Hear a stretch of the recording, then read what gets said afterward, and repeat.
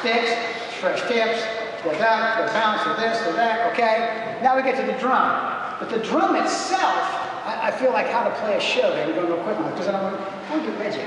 So anyway, also with the drum are your snares, correct? Absolutely. Because sometimes if you have them, is that too tight, too loose? No, that's an old thing. So a lot of times your snares, because what happens is, again, we're talking about balance. If the snares are too tight on the drum, if the drum at the bottom, it can't sing. I'm tightening these as we go along so you can hear the difference. You hear it, buzz, it changes. Up here it's changing. Now it goes up.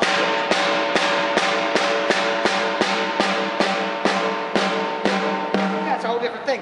So what you have to do is when you say, what do you mean by balance? How with the snares? The fact is that you want to be able to get the snare, whatever the quality it is, the material, to respond at the softest level and speed, but also at a strong level that also has a pleasant sound. Now again, what you like, I might not like. What I like, we might say he's awful. But to our own sense of and what the drum sounds good, and we're all doing that, Reg.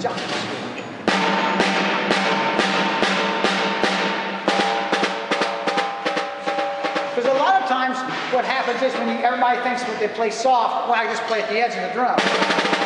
A lot of times because, depending on the material, the snares won't speak. So that's how you have to have the balance of the bottom. That makes any sense? Relation from the top head to the bottom head on snare drums. And there are people who say it has to be a fourth, it has to be a fifth. I just say that once you figure out that you have a top head, and you feel that it sings, it has a nice quality to it, and the bottom it doesn't, you'll have a resonance there. And when you start putting whatever material you have on the bottom of the head, that response is still there and you have clarity. That's very important.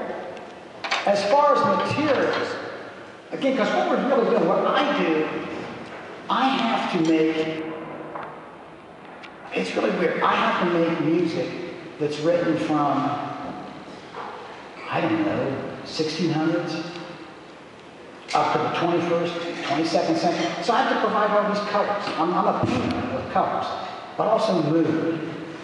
So you have to be flexible to have the techniques and the sounds and the materials to emulate. What I would play on something on Handel, I had to play the water music, and I thought, man, this is probably one of the very first snare drum pieces I've ever had to play.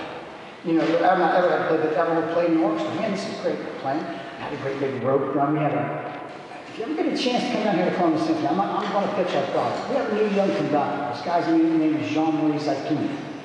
You don't know how good we got it here. If this guy were a coach at our university or the university here or something, everybody would be going crazy over this guy. Don't deny yourself the opportunity to hear this guy create live music. And in that, he can you get a rope drum? Rope drum, yeah, one of those, and it just blended just perfect. So, and the pitch for that was completely different. And your style and things just changed. It's like, wow.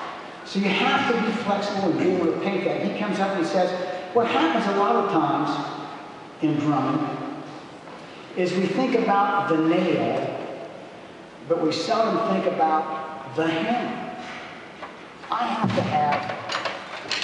have an array, call these my brushes, so to speak. And they all provide different colors on the snare drum. When you get to the snare drum, you think, well, usually what do we have on the bottom? It went from wire, which most people have, then it went to cable or gut, and now there are drums, like I use in the orchestra, that has 3 different types of material. And that's because it's able to sound excellent, very, very soft. In mid-range it sounds great, and at the big sound. Now again, this drum to me I'm not really pleased with right now sound-wise. Yeah, you're whining, but it's kind of boxy as far as I'm concerned. But what's really neat about these drums, I'll promote the product. Because it's a really fine product. I'll say that just because I'm not just pearl. the Pearl Philharmonic snare drum. This drum, I swear, is a phenomenal drum. And they're giving me nothing to say that. I don't want anything from that company. It's a wonderful company. I mean, let them go invest in somebody decent. But anyway, look, listen to this. Listen to how this thing, at nothing.